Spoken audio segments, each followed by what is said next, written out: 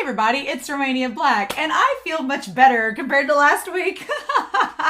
I still have just a wee bit of a cough. It's just the only thing lingering. Everything else feels much, much better, like 100% better, but which is good because we are on episodes 7, 8, and 9, or episodes 32, 33, and 34 of Kuroko's basketball, and we just happened to leave on a cliffhanger. No big deal. It's just the game is tied apparently between Shutoku and Siren, and we don't know who the winner is, and it's very imperative that they win this game, Siren does, because they're up against Kurosaki next, and they have to beat them in order to go into the Winter Cup. So do I think that they're going to beat Shutoku? No. I think in my head that Shutoku is going to come back in overtime and win, and then the whole thing is going to rely upon can they beat Kurosaki or not. Because anime and drama, right? That's just how it's going to be. So I don't know. But the good news is, however the game ends in this episode, because I'm sure it's going to end in this episode, episode 7, we still have 2 episodes after that to kind of like lick our wounds and maybe get back to happiness. I don't know. But I don't have any comments. I've seen everybody's comments. They were all really, really good. The only thing that I do want to note is Anime Annie brought up a very important point that I believe needs to be brought up, because in the last episodes, as you will recall, Takao made the bold statement that him and Midorima were not friends and that they've never been friends. And I'm like, you, sir, are a liar. And Anime Annie pointed out how this is probably true, because in one of the end cards for the last episodes, you'll see that Takao is wearing this red shirt, right? And there's Midorima. It was the end card for episode 6 or episode 31. And he's wearing the red shirt and Midorima's in the blue shirt, and there's the rainbow, button polka dot background. Okay. Way back several episodes prior to this, back in season 1, Anime Annie pointed out that there's this end card of Kuroko holding the same shirt up next to Midorima. So it's either one of two things. Either Midorima was like, looked at the shirt from Kuroko and was like, no, I don't want this shirt because I know Takao has one exactly like it. Either that one, which would check out Midorima's character, or he bought the shirt and Takao takes it like a boyfriend, and that's the story. So either way, I'm just like, you are such a liar, Takao. Like hell, you're not friends. Stop it. So yeah, I'm pretty excited, y'all, for this set of episodes. I'm not excited for the outcome of this game, but I'm excited that I feel better, and I'm excited to see what all is going to happen in 3 episodes. Because apparently in Kuroko's Basketball Season 2, lots of things can happen in 3 episodes. These last sets have been the most, tense and packed I've had in a while. And I'm like, what the hell, Kuroko? I'm not going to complain, but I've got some tea. I'm just ready to go. Ready to do this, right? But y'all, we're going to see what happens, right? And see what's going to go down. I'm pretty excited. I hope you all are too. But in any case, we're going to start episodes 32, 33, 34, 7, 8, 9 of Kuroko's Basketball Season 2. And we're going to do that here in 3, 2, 1. And let's do this.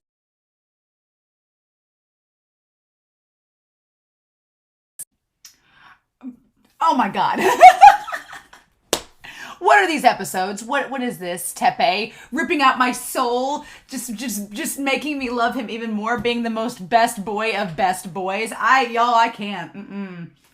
I was fully okay with Teppei being gone that first part of season 1 and being like, okay, he's come back. He's going to be with us forever. Next year, if we don't make it, it's fine. Him and Hyuga and the others, they'll be 3rd years. Kuroko and Kagami will be 2nd years. It'll be all fine. No, it's like an all or nothing. This show had to go that route. And I'm just like, why? And then Kurosaki.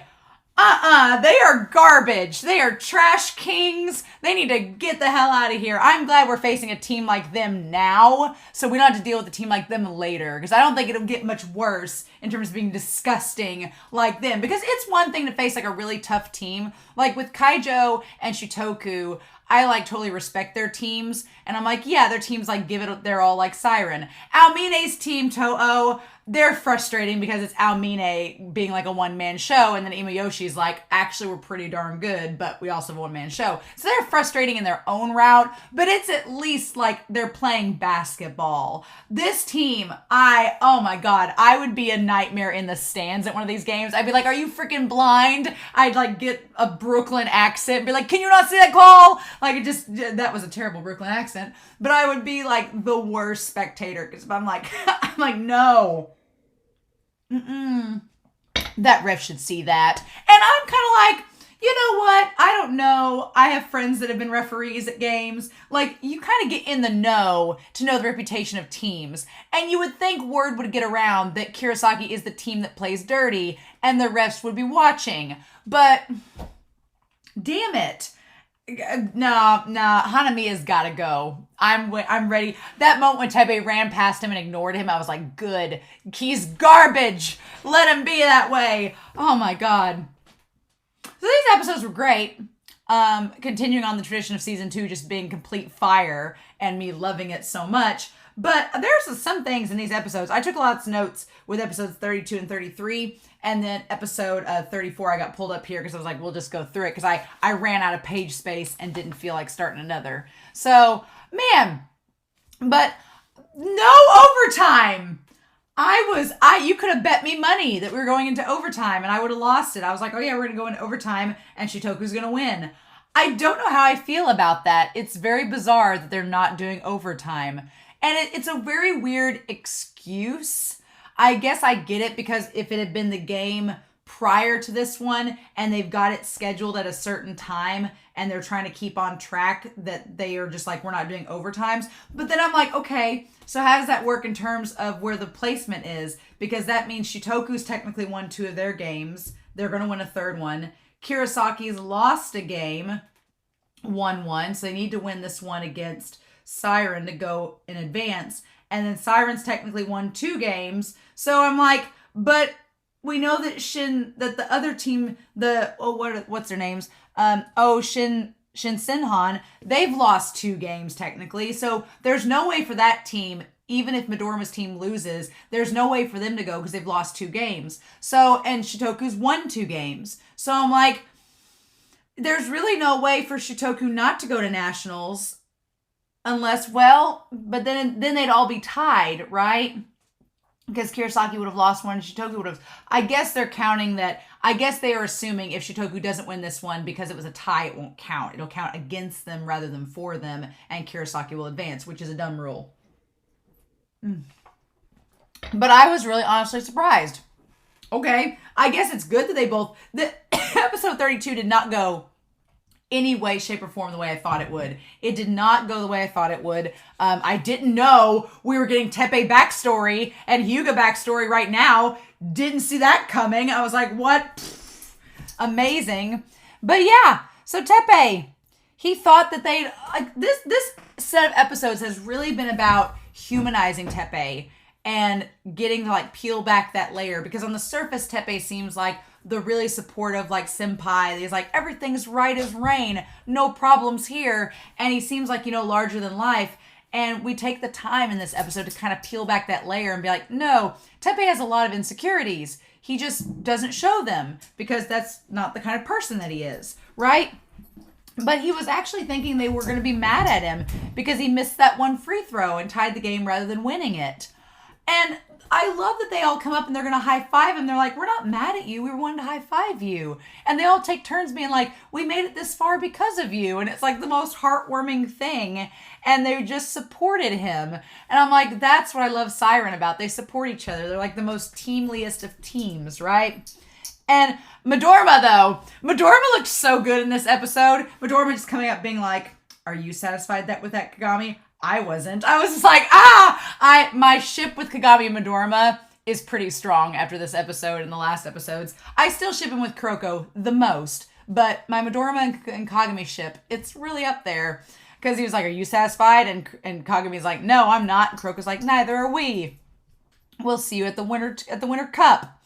But man, Kurosaki, they beat Senshinkan Senshinhan 108-70. And everybody there, like, now we understand why the audience looked so glum watching that game, because they just sat there and cheated the whole time and were just physical.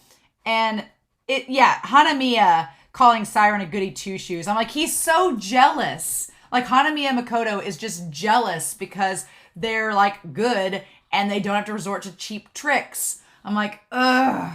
He just gets under. He said that they make his skin crawl. Hanamiya makes my skin crawl. I can't stand his snake face. Nope. And so, Momoe visiting Midorima with Kisei. I like that Kisei just kind of tags along like a golden retriever behind them. I love that Midorima just tolerates them. He's like, I can't get rid of you. So he goes straight to the cart like, Takao, take me away. Like, get me away from these people. And they seem surprised he has a cart. I love that Kisei and Momoe are like, what is this business? And yeah, and Midorima's like, well, Takao, who's not my friend, is going to be leading me around in this cart because that's just what non-friends do. Not fooling anyone. But man, player 2, Nigou, being in the cart. I love that Midorima, one, not a dog person, definitely a cat guy. That's why him and Kagami would make a good ship, not dog people. But also, the moment where he's like, he peed in my cart! I was like, that cart's big enough, Midorima, you could get like on a different side of it. It's not a big deal. It's also wood. It's going to absorb it pretty quickly. I'm just like, oh my god, the moment he said he was going to shoot Nigou through the hoop, funniest damn thing. I absolutely loved it. But then, of course, Kuroko shows up. And I like that Kisei and Momoe were like, are you worried about Senshinhan? And he's like, no, I'm not worried about them. He's like, you guys should be more worried about Kuroko and their match against Kurosaki. And Kuroko, I liked the idea in that exchange with Midorima. Midorima was like, Kuroko, we'll see you at the Winter Cup. Because one, it shows that Midorima has faith that Kuroko and them are going to beat Kurosaki. He has faith that they're going to do it, and he wants the rematch. I'm like, Midorima growth. Look at him. Look at him getting all the growth, right? He has faith in them. And he also mentions to Kisei he thinks Kurosaki might try something, which they do. And Midorima, him going to shoot Nigou. I like that Momoe, she can't take, it's too much cuteness. Nigou looks just like Kuroko and she faints. Also, I said in the last set I wasn't shipping Kisei and Momoe. I kind of see it. I see it. When he carries her away, I'm like, okay. I see Momoe and Kisei as a ship. It's kind of cute. I'm getting on board with it. I'm slowly converting over to that side. I like it. But Teppei's knee injury.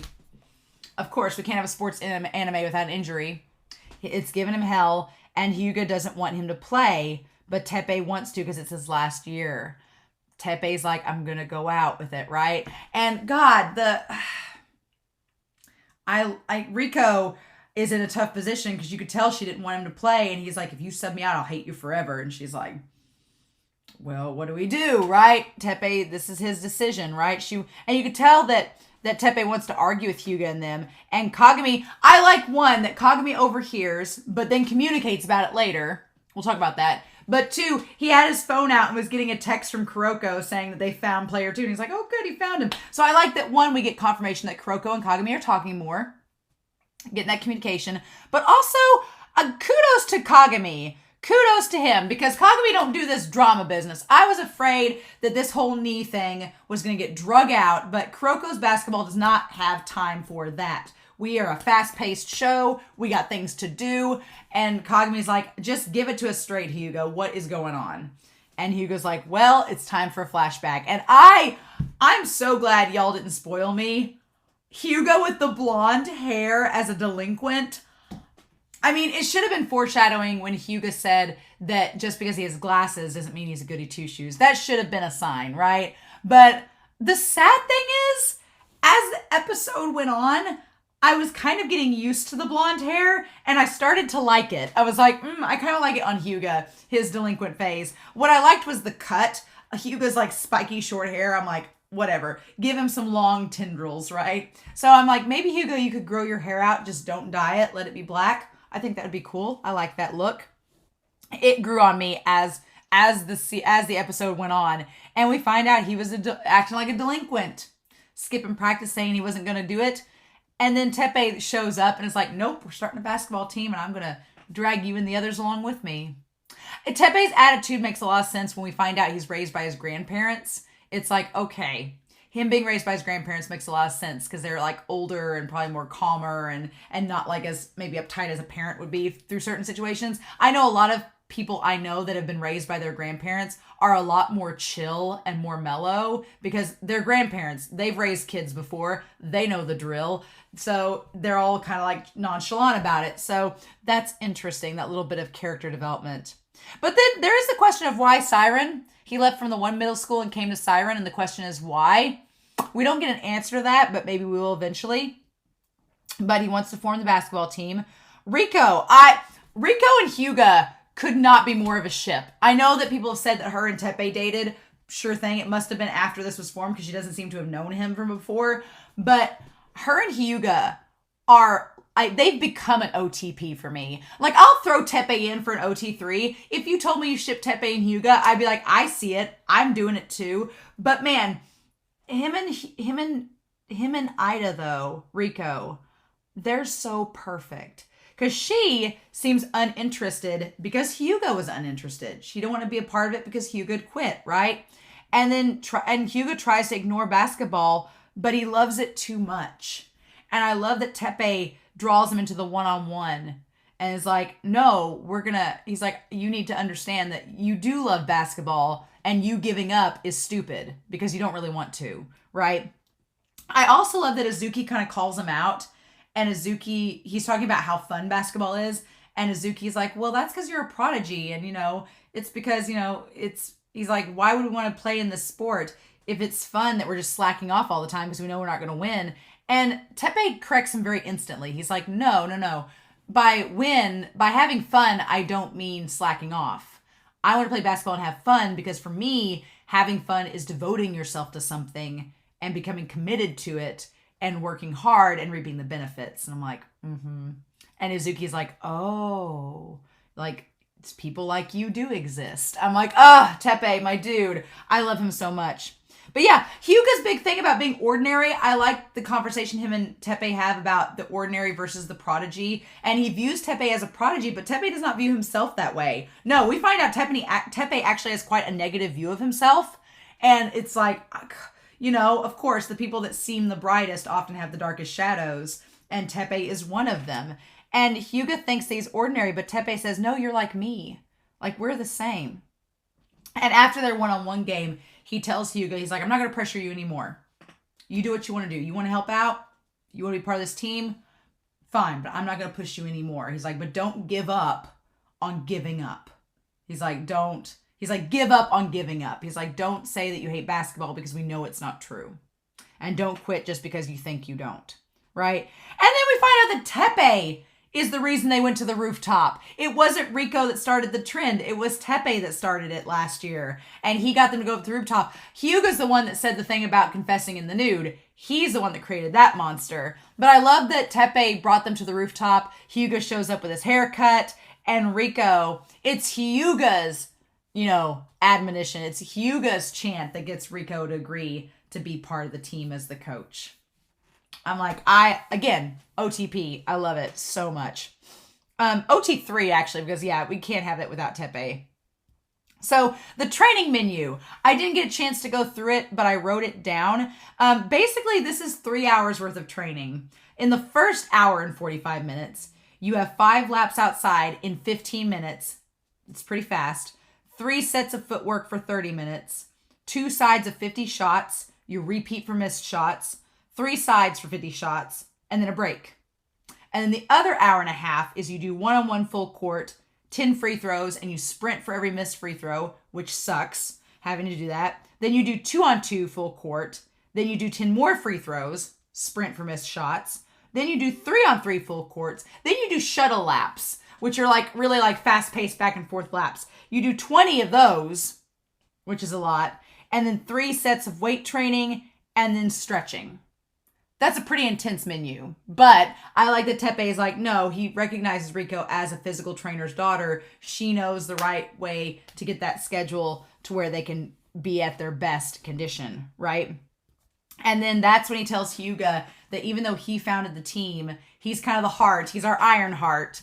he is not the one that needs to be captain. It needs to be Hyuga. And what I like about this scene where he tells Hyuga that Hyuga's suited to be captain because he's a leader, we see Hyuga follow up on that. We see him follow up on that with Kuroko and Kagami after the flashback. We see him follow up with the team on that. And we see him when he's alone with Teppei and gives him the speech about his knee, follows up on that as well. And I'm like, it's so good. And so then Tsuchida, our extra player, shows up. He joins the team. I love the montage. I love that, back in the day, in the early 2000s, you had a separate camera. It wasn't on your phone, and you had to set a timer on it. Like, get that Fujimoto camera out. It was giving me nostalgia feels. I was really liking that. And then Hyuga slowly warming up to Teppei on the court, like asking him to high five. So cute. And then that's the first time that Teppei notices the injury. And it gives me such like Sosuke from Free vibes, like Haiji from Run with the Wind. I'm like, those are some of my favorite characters. And ironically, Hyuga's voice actor voices Sosuke in Free. But it's like those characters, they're some of my favorites. And they all have damn injuries. Like, why? But yeah, Hyuga says he still hates him. Which is, I feel like Hyuga's saying he hates him is like their love language, right? It's kind of like Takao saying, we're not friends. But they totally are. And says that he hates him, but he admits that he has fun winning with Teppei. And then they see Teiko. They don't spot Kuroko. They miss him. I think it's interesting seeing Teiko in middle school because they're such brats, right? When they come in there, like Midorima's just saying, they're like, I only made 10 shots because of you, Almine. And Almina's like, oh, this is such a boring game. I only made 42 points. Kisei's like, you guys didn't pass the ball to me enough. And Murasaki Bara's like, I'm just hungry. And Akashi, who is the most terrifying, is like, we need to have a group meeting as soon as we get back and discuss the things we need to do. And I'm like, he's the most mysterious for me. And I'm like, I can't wait. But at the same time, I'm like, come on, show. Come on. And then Kuroko says nothing. He's quiet. So I'm like, anytime I see Teiko from the past in the flashbacks, and then you see where each of the characters are now, like where Kisei and Almine and Midorima are, especially Midorima and Kisei. They've had the most change, I feel. And then Almine, and we know it's coming with Murasaki Bara. We just got to get there, right? I still don't think Akashi's going to change until like the last episode, but we'll see. And so then they're going to face Kurosaki. Of course, this is a rematch against Kurosaki. We see them in the past. And Teppei and Hyuga. I like that in the flashback, Teppei and Hyuga are like competing against one another on the court. They're both trying to outdo one another, but it's like a friendly competition, right? And then Hanamiya shows up late. I'm like, I'm sorry. The only one that gets to show up late in this show is Almine. And he has a reason. You garbage. You got no reason to show up late, right? And that signal where he's like signaling the player to like do the leg thing. No. That was the one guy with the dead fish eyes. What the hell? He like sold his soul to be able to shoot. I'm like, what is happening? Is he blind? And Hyuga, man, him getting so mad when Teppei's knees gets caught and Hyuga suspecting foul play, but Hanamiya being like, prove it. It's like, you're such a bitch. And then Teppei saying it's a sprain. It's not. And man, Riko's face when she hears in the hallway, because Riko knows from physical training how serious this is. And now it makes sense why she was treating Kagami's injury with his leg so seriously. She's like, you don't need to become like Teppei and have to choose surgery or rehab for a year. So basically, yeah, he could have either quit then, never played again in his high school career and did surgery, or he could do rehab and maybe play one more year at most. And that's what he chose. It's just so sad because on the one hand, you're like, you probably should have had surgery, but then you wouldn't have got to play it all. But now you're going to blow out your knee and are you not going to be able to play it all anyway? It's just, it's just rough. It's rough. And he decides that he's going to play. And Hyuga, I love the Hyuga notes. He's like, you know what? You founded this team and you inspired all of us, but you honestly don't have faith in yourself or us. He's like, when you shouted from the rooftops, you didn't shout that we were going to be the best in Japan. You just said we're going to participate. He's like, you don't think we can do it, but you still want to play regardless. And at that moment where Hyuga, he's like, follow me. He's like, believe in me. And I'm like, And then Teppei's like, I'll wait for you. And it's like, oh, man, he's like, wait for me. And it's like, OT3. It's just a done deal, right? He tells him to heal up and come play. And the image I can't decide. The thumbnail is either going to be one of two things. The thumbnail is either going to be, the blood coming down from Teppei's face at the end when he tells him he's going to be there for the team, or it's going to be him crying. Probably the blood because it's more dramatic, but the image of him crying, so good. So good. So good. And then we cut back to the episode 34 or episode 9. He's just such a snake. I don't like Hanamiya. He's gross. And he's like, oh, they're all just trash. I'm going to break them. And I'm like, you're garbage. That's all I can tell him. He's, in fact, a trash king, if you will. But I thought at first, when they showed up, I thought the ones showing up with the teal suits, everybody's all disheveled. I thought that was Kurosaki because it kind of matches their uniform colors. No, it's Toho, and they drug Aomine in a literal body bag to the game. They're like, you're going to watch whether you like it or not. And they trapped him with a dirty magazine. Of course they did. They're like, this is Horiichi Mako-chan. And Mimiyoshi's like, so what? They're both cute. Who cares? And he's like, I like big tits. Okay. To be fair, this is proving that maybe Miyoshi, totally heterosexual. Aomine, again, he likes big boobs. Momoi's fulfilling these requirements. So I'm just saying. But yeah, I love that Kasamatsu and all of them with Kisei, they're so excited. Like Kasamatsu's have so much energy, Kaijo does, right?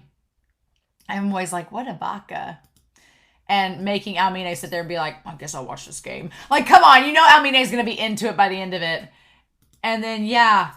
Every time I see Hanamiya on screen, he's just so gross. Like, just trying to get at Teppei. It's really gross. And Hyuga's just like, I love that Hyuga and Kagami are like protect squad for Teppei. And Kuroko's like, let's keep calm, but also this douche lord. I love it. But man, and then of course, Kagami and Kuroko told everybody on the team about the story that Hyuga told them. So they're all concerned about Teppei offering to tape his legs. And Teppei's like, okay, I guess. I love they make it like a little mummy.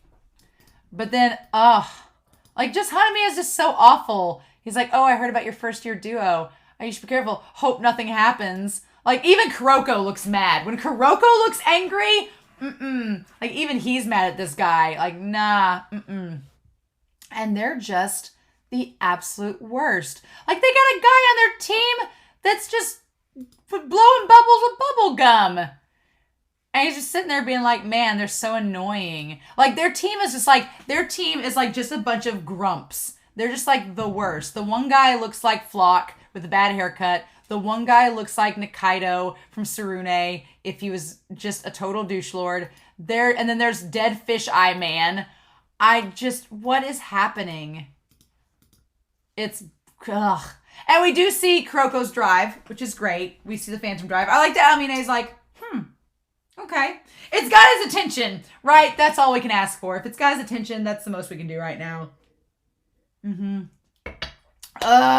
I feel like everybody in the stands is rooting for Siren to beat these douche lords, but it's not going to be easy. They're just so bad, like stepping on their toes. They're doing like every bad trick in the book, and it's just awful. And it's so frustrating as somebody that has played before and has played against people like them. Like, usually you see like some dirty moves every now and then, but to see it like full force like this, it's disgusting and I hate it. I'm just like, I just want them to stop. But yeah, the moment that Teppei, like, he goes past him, and then at first he's like, we almost crushed Four Eyes. And that's like, Teppei is a self-sacrificing character. And he's like, no. He's like, you can hurt me all you want, but you don't hurt my friends or my teammates. And that's when he says he's going to defeat them. And Kuroko and everybody is just, ugh. And Kagame nearly punching the guy, like, should have seen it coming. That Kagame was like, leave my friends alone. And I want to get a picture of that where he's like about to punch. And Kuroko's like, no, we beat them with basketball, not your fists.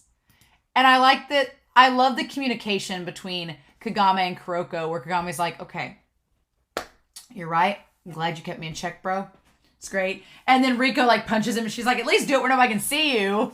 She's fed up as well. Like, everybody's just fed up at this point. And Teppei's like, look, you're going to attack from the outside. I'm going to take all the hits.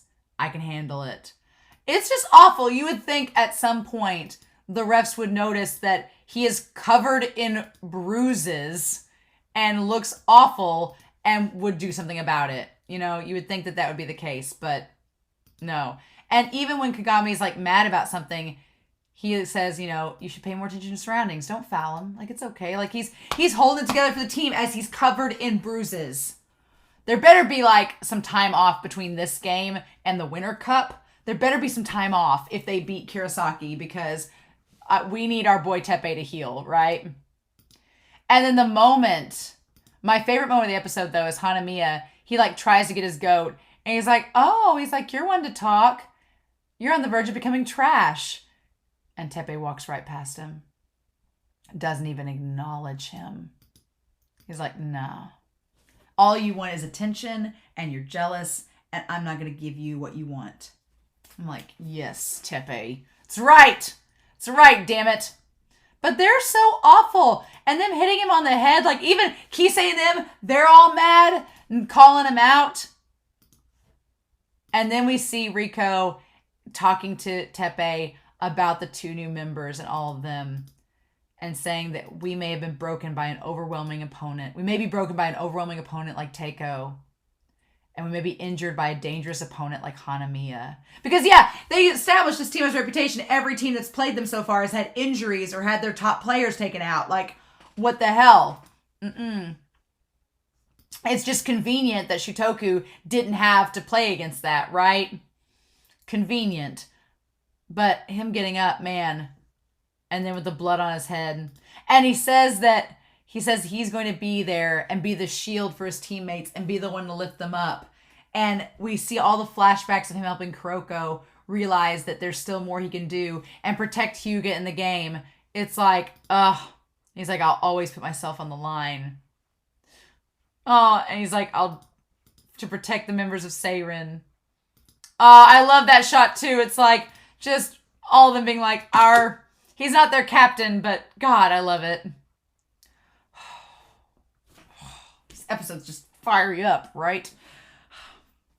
I don't know if I'm going to be able to wait to watch the next set. Maybe.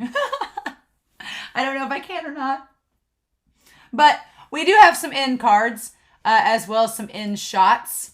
Just want to make note of those. The end shots are actually wonderful. They're so cute. It's focusing on Toho, which is really great. Aomine's a dog, man. Look at him. Look at, we see Aomine smiling with player 2. Like, it's one of the rare moments that Aomine doesn't look like a grump and he's smiling with player 2. I would make that a wallpaper. It's the cutest thing I've ever seen. It's so sweet. And then we cut to the rest of Toho, and poor Sakurai threw the basketball at Nigou and hit him. And Imiyoshi's like, classic Sakurai. And Sakurai's like bowing, being like, you could just hear it through the picture. He's like, I'm sorry. And then Wakamatsu is like, oh, dude, man. And they're all just so sad for him. Toho has great fashion sense. Like, look at that fashion. They all look great. And speaking of which, look at our girls. Like, we have Momoe and Riko hanging out, having desserts as player 2 goes to the next underground spot. I love it. I love Riko's outfit. I love Momoe's. I love the fact that they're together having free time. Absolutely wonderful. Do it, girls. I love it. But you know what I also love? That's the end cards for this set of episodes. Look at these models. Look at this. Look, you have Kisei being the most carefree model in the world with player 2 next to him. Momoe looks absolutely beautiful with her like color coordinated matching outfit. And then Midorima's color coordinated and matching too. And I love that the magazine that Midorima's looking at, it has the 3 bird versions of them on the back. It's freaking good. It's one of my favorite end cards. I love that of those three from episode 32 or 7. That one's my favorite. But I do love, again, Hyuga won me over with the blonde hair. I didn't think it was possible, but I freaking love this end card. The red and green combo, the fact that Teppei looks like the most innocent thing alive, Hyuga's blonde hair being a thing, and me loving it. This one's really good. This last end card actually made me laugh out loud. Not for the contents of it. The contents of it is very sexy. Aomine and Kagami. Like, Kagami's like loosening his tie, and Aomine's already done it, and they're both looking kind of suave and sexy. The reason why it's hilarious is because with episode 7's end card, it's Momoi, Kisei, and Midorima, who are very prevalent in episode 7. In the episode 8 end card, it's Teppei and Hyuga and their whole thing, which makes perfect sense. I love that the episode 9 end card is Aomine and Kagami, because we're not showing you the trash that is Hanamiya. He doesn't get his own end card. No, he's not good enough. So I was like, I laughed so hard. I was like, bah! It's like, yes, good. He doesn't deserve one. He deserves nothing. So that cracked me up so much. But y'all, there's not much to say in these episodes more than what I have said, because it was really a lot of action, a lot of flashback, a lot of setup. But, ooh, I have never wanted Siren to beat a team like I want them to beat Kurosaki. And the thing of it is, the last time I checked, they are winning against Kurosaki, but it's only the first quarter. It's like 23-26. It's the first quarter, and they're already this injured. Like, they're just kind of trying to wear him down. I'm like, what the hell, man? But Teppei being Papa Bear to his team, yep. Y'all, I'm really excited to see these next set of episodes, but I don't know if I'm going to be able to wait. We'll see. So, I'm curious to know your thoughts down below, but y'all, I really love these episodes. I hope y'all did too. So, I hope y'all have a wonderful week. Please stay safe, take care, stay away from basketball teams like Kurosaki, and I'll be back next week with episodes 10, 11, and 12 of Kuroko's Basketball Season 2. Bye.